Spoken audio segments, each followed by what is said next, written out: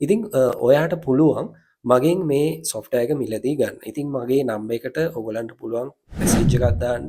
මේ ඔයගලන් නම්බර් එක පේනවා ඇති දැන් ස්ක්‍රීන් එකේ. එතකොට මම ඔයගලන්ට කියන්නම් ඒකේ මිල ගණන් සහ කොහොමද කියලා. දැනට මට ඒගොල්ලන්ගෙන් අවසරයක් ලැබිලා තියෙනවා මේක රීසේල් කරන්න. ඉතින් මං යනවා දන්නේ නැත්නම් මම ඔමාන් වල ඉන්නේ. IT සම්බන්ධව මම වැඩ කරන කෙනෙක්. එතකොට මගේ මේක ප්‍රයිවට් බිස්නස් එකක්. මම මේක මම හිතන්නේ අවුරුදු 10ක් විතර මං කරනවා. ඒ කියන්නේ software reselling.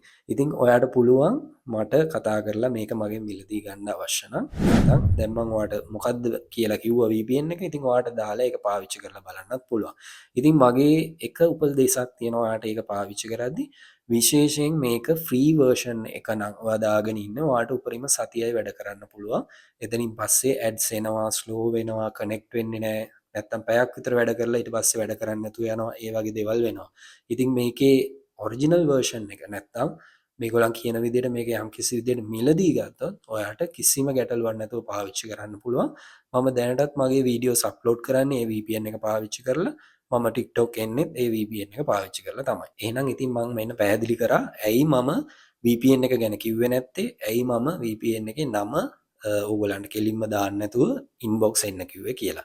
ඉතින් මම දැන් ඒ කම්පැනි එකෙන් අවසරය අරගෙන තමයි මේ වීඩියෝ එක කරන්නේ. ඕගලන්ට පුළුවන් මට කතා කරලා ඒක ලබා ගන්න. ඉතින් ඔයාට හිතෙනවා නම් තව කෙනෙක්ට මේ වීඩියෝ එක අවශ්‍ය වෙයි. මේ VPN එක ගැන එයා දැනගත්තොත් හොඳයි කියලා. එයාට මේක ෂෙයා කරන්න. ඒ වගේම වෙනදා වගේම වීඩියෝ එක ලයික් කරන්න, රීපෝස්ට් කරන්න.